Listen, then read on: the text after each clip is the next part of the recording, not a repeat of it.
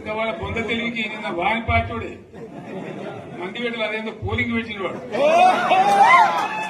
చూసినా మీరు ఆ పోలింగ్ పెడితే 70% మనకు వచ్చింది 30% మనకు వాడు పెట్టింది మనం పెట్టింది కాదు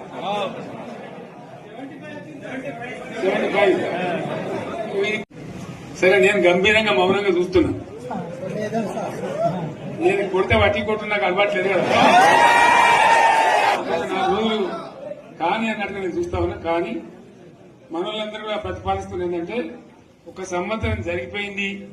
సంగమేశ్వర ఆన్నే పన్నది, బసవేశ్వర ఆన్నే పన్నది, పాలమూరు ఉత్పత్తుల పథకం ఆన్నే పన్నది, కాళేశ్వరం అట్లే ఎండబెడుతున్నారు. ఇవన్నీ అన్యాయాలని కాబట్టి ఫిబ్రవరి నెలాఖరులో ఒక పెద్ద బహిరంగ సభ పెట్టాలి, ఈయన కథ చూడాలి అని జరుగుతా ఉంది. కాబట్టి మీరు కూడా పెద్ద ఎత్తున దయచేసి ఆ సభకు కదిలి రావాలి, చాలా దూరమే ఉండదు. ఆ రకంగా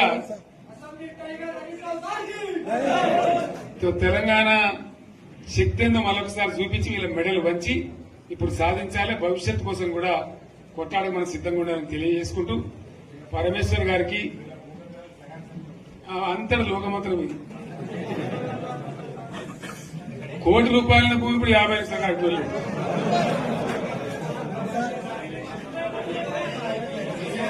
ఈ ఒక్కని బాధ ఒక ఆయన వచ్చింది, మన ఒక ఆయన 10 మంది వచ్చారు హైదరాబాద్కి. అందులోకి 2 ముస్లిం సోదరులు వచ్చారు.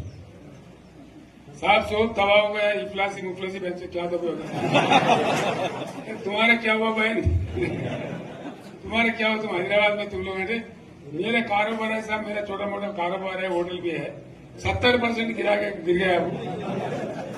हर कोई पूछ रहे, हर कोई केसीआर की याद कर रहा है सामान వాళ్ళు మాట్లాడుతున్నారు. ఎక్కడ ప్రతి ఒక్కరు భూముల ధరలు పోయినాయి, మందు పోయినాయి, మసాలా అన్ని పోయినాయి. ఇంత మంచిగా 4 ఎకరాల రైతు నేను 4 కోట్ల ఆశామని అనుకుంటుండే, ఇంత ధీమా ఉంది, ఎంత బాగుంటే హైదరాబాద్ నుంచి అడిగితే కూడా వచ్చి మనం ఇయ్యకపోదాం భూములు డిమాండ్ పెరగానే. అంత బ్రహ్మాండంగా మారుమూల ప్రాంతంలో కూడా 40 లక్షలు 50 లక్షలు ఎకరానికి ఉండే. అటువంటిది సగానికి సగం పడిపోయి మొత్తం నాశనం చేసింది. వీళ్ళు ఇట్లే వదిలిపెడితే ఇంకింత నాశనం అవుతుంది. కాబట్టి మనం కొట్లాడాల్సిందే. నేను ఇంకొక మాట మీకు చెప్తా, ఎలక్షన్లలో నేను మస్తుగా చూసిన 50 ఇళ్లలో పార్టీలు గెలితే ఓడితాయి. ఇంత మాయలు మీ ఏడాది లోపలనే కాంగ్రెస్ పార్టీ దొరికితే కొడతాం అన్నంత గొప్ప